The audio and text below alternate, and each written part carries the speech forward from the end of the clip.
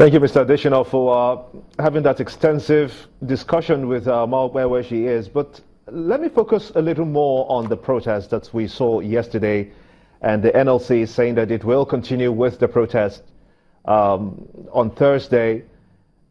My concern really is that you have seen this protest and how they have played out. The narrative for now is that, yes, you said that the Minister for Transport, Rotimi Amechi, did say that you cannot solve the problems of this country in 1 year.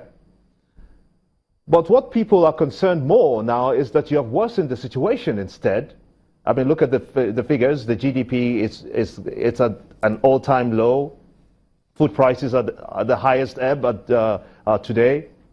What is your government doing? Do you understand the pain that the people are going through? What are you doing to at least take us back to where we were before, just so that we have some sense of stability in this country?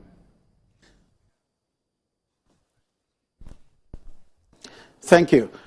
Government will not take us back to where we were before, which was a false life. We were living a false life. We were running a false economy. Everything about Nigeria was false.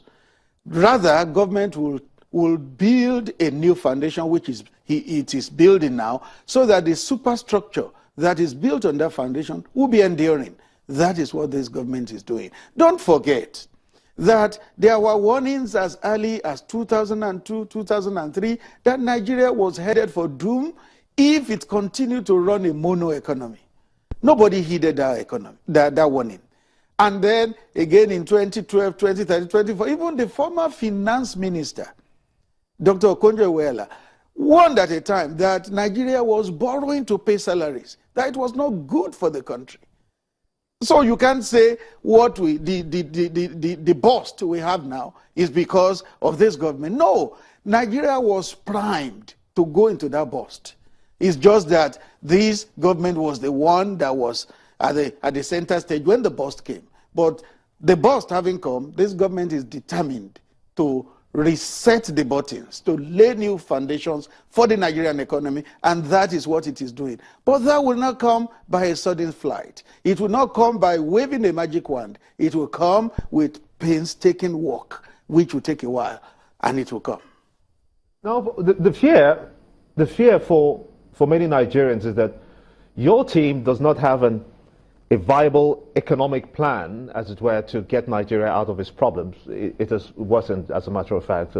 The dollar rate against the naira is very bad now. In fact, one of your own, Dino Melaye, was very critical about your government and the ministers, and particularly the Minister for Finance, Femi Adeshina. He once asked for her resignation, saying that they are unable to tackle this economy. It's too big for them. That's what he said. And true to his words today, it seems to be in line with what we're experiencing in the country today. The economy is just so bad. Do you have an economic plan to get Nigeria out of these problems?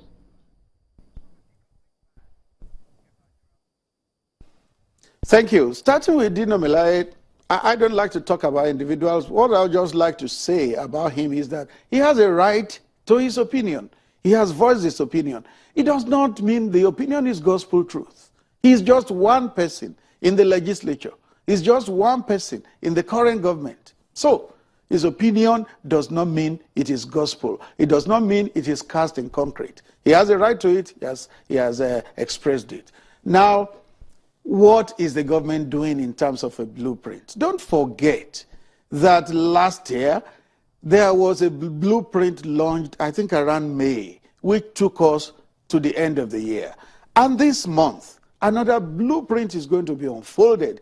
Just yesterday, the acting president met with the organized private sector, working towards that blueprint. And that blueprint, by the grace of God, sometime later this month, will be launched. So all these things are there, yet people still continue to ask for a blueprint. I really don't understand, because there is a blueprint. One was utilized, it was like a guide for the government last year. Another one will be launched this month in February. If you're so confident, Ms. Adeshina, about what the government has done and reading out all of those figures, Why then was the government worried that the protests was going to happen?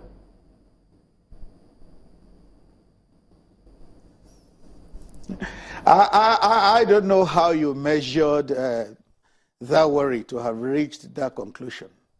Because what government said was that the people could protest because protests are legitimate in a democracy.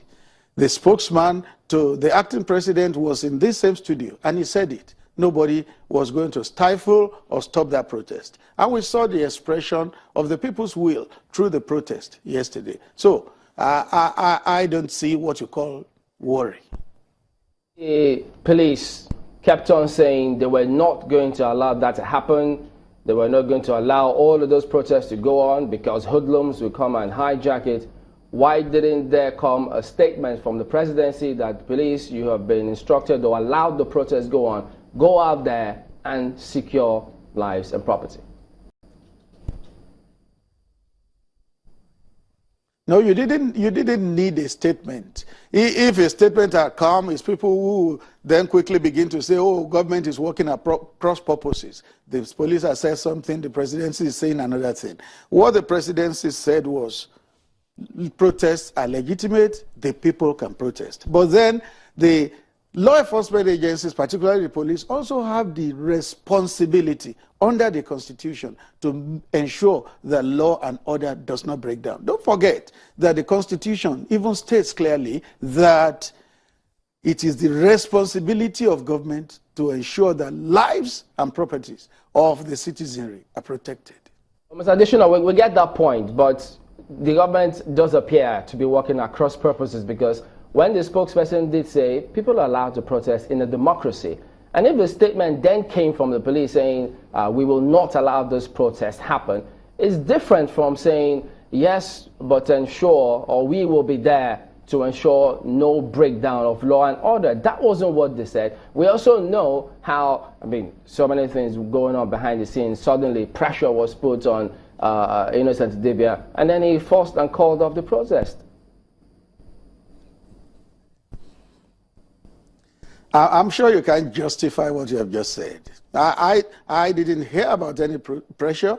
I don't know about any pressure. If you know about it, you need to justify it. And then, what did we see yesterday during the protest? The police were there. It's their constitutional responsibility to be there. Did they stop anybody from protesting? No, they didn't. Did they fire any canister of tear gas? I didn't see any. I didn't hear of any. So, the two sides played their part. The citizens protested as they wished.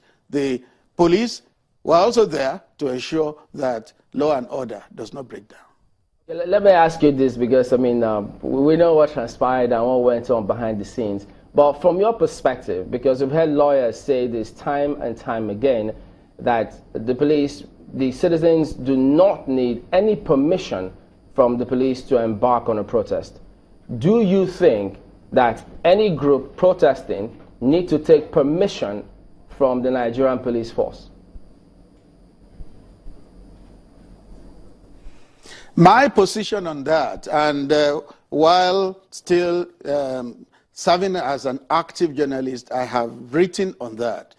When the Public Order Act was ruled as being illegal by the court, I wrote and supported it, that henceforth, police should not stop anybody from protesting.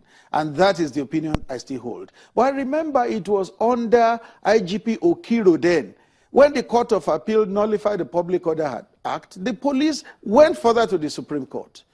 I do not think the Supreme Court has pronounced on that. So the position of law now is that you don't need to get a permit before you can protest. And that is what this government stands with and stands by.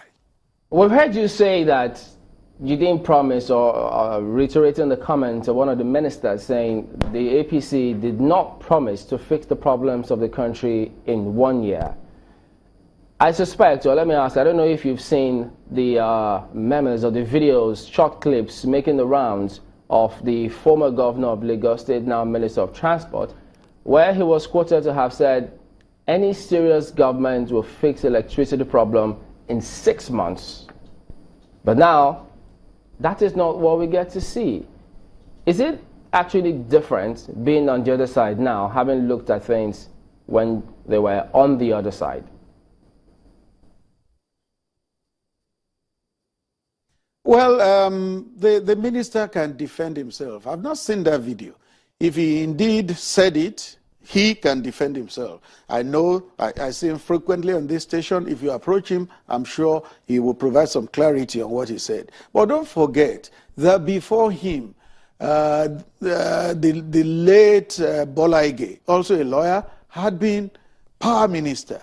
And he gave a timeline when he was appointed, and he promised to turn stone to bread. And he said, by this time, there will be stable electricity in the country. It didn't happen. And that shows you that the problems of that sector are truly, truly humongous. So if Minister Fashola said that before he came into office as power minister, he can provide more clarity on it. All right, we have a couple of more questions for you, but we need to take a quick break now. But we'll be back and continue in just a moment. Do join us again.